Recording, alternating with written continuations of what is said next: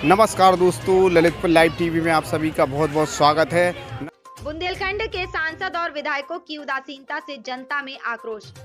आपको बता दें कि ललितपुर शहर के कंपनी बाग में आज बुंदेलखंड प्रांत निर्माण को लेकर बुंदेलखंड विकास सेना प्रमुख हरीश कपूर टीटू के नेतृत्व में धरना प्रदर्शन किया गया, जिसमें विकास सेना प्रमुख हरीश कपूर टीटू ने कहा कि अभी हाल ही में लोकसभा में एक सांसद द्वारा भारत में नए राज्य के गठन से संबंधित पूछे गए प्रश्न के उत्तर में केंद्रीय गृह राज्य मंत्री नित्यानंद राय के दिए गए जवाब में कहा गया कि अभी केंद्र सरकार के पास नए राज्य का कोई प्रस्ताव विचाराधीन नहीं है, जिसको लेकर बुंदेलखंड वासियों को गहरी ठेस पहुंची है।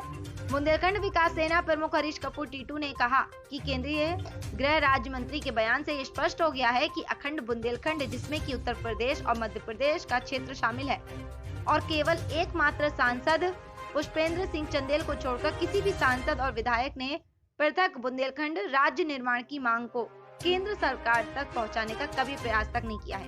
कि हमारे बुंदेलखंड के सारे जनप्रतिनिधि केवल चुनावी मोहरे बन के रह गए हैं, जो चुनाव के समय बुंदेलखंड की जनता को लुभावने वादे करके वोट ठगने का काम करते हैं।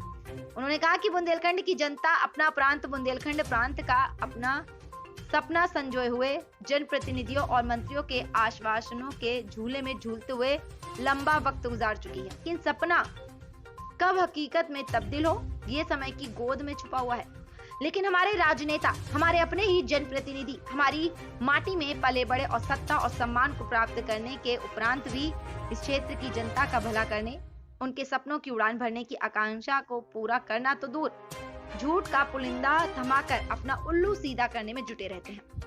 मर्यादा पुरुषोत्तम राम को अपना आराध्य मानने वाली और उनके बताए रास्ते पर चलने का दम भरने वाली तत्कालीन केंद्रीय मंत्री और क्षेत्र की सांसद उमा भारती ने 3 साल में बुंदेलखंड प्रांत बनाने का वादा क्षेत्र की जनता से किया था, परंतु आज लगभग 8 साल गुजरने के बाद भी नतीजा शून्य रहा। हरीश कपूर टीटू ने कहा कि हमारा संगठन पिछले 25 वर्ष से बुंदेलखंड प्रांत बनाओ की मांग को गांधीवादी तरीके से उठाता रहा है।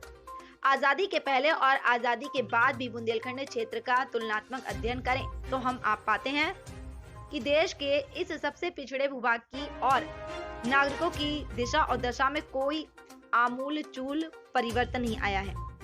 उन्होंने कहा कि राष्ट्र को गुलामी की जंजीरों से मुक्ति दिलाने और अंग्रेज शासकों को लोहे के चने चबाने को मजबूर करने वाली महारानी लक्ष्मीबाई की कर्मस्थली रामचरितमानस के रचयिता गोस्वामी तुलसीदास, राष्ट्रकवि मैथिली शरण गुप्त, हॉकी के जादूगर दद्दा मेजर ध्यानचंद, महान उपन्यास सम्राट बाबू वृंदावन लाल वर्मा की जन्मस्थली और कर्मस्थली बुंदेलखंड की पावन धरती अपनी उपेक्षा और बदहाली और दुर्दशा पर खून के आंसू बहाने को मजबूर है।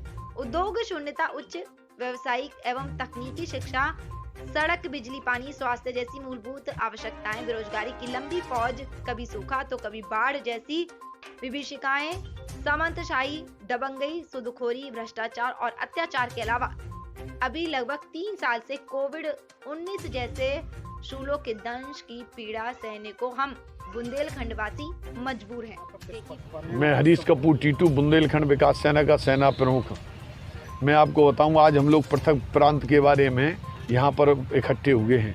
माननीय नित्यानंद केंद्रीय मंत्री ने 26 तारीख को वक्तव्य में कहा लोकसभा में कि कोई भी नए राज्य का प्रस्ताव मैं यहाँ समिति के पास नहीं है।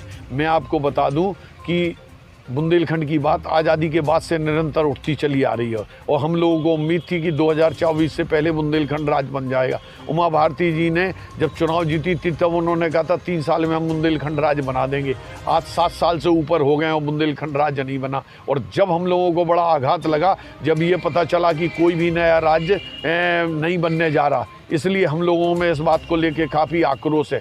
मैं सिर्फ एक सांसद हैं जिन्होंने चंदेल साहब ने, जिन्होंने लोकसभा में पृथक बुंदेलखंड की आवाज़ को बुलंद किया। हमारे माननीय क्षेत्रीय सांसद हैं शर्मा जी, उन्होंने बुंदेलखंड की बात नहीं की, जबकि चुनाव से पहले वो बुंदेलखंड के उनके फादर श्री बुंदेलखंड की बहुत लड़ाई लड़ते रहे।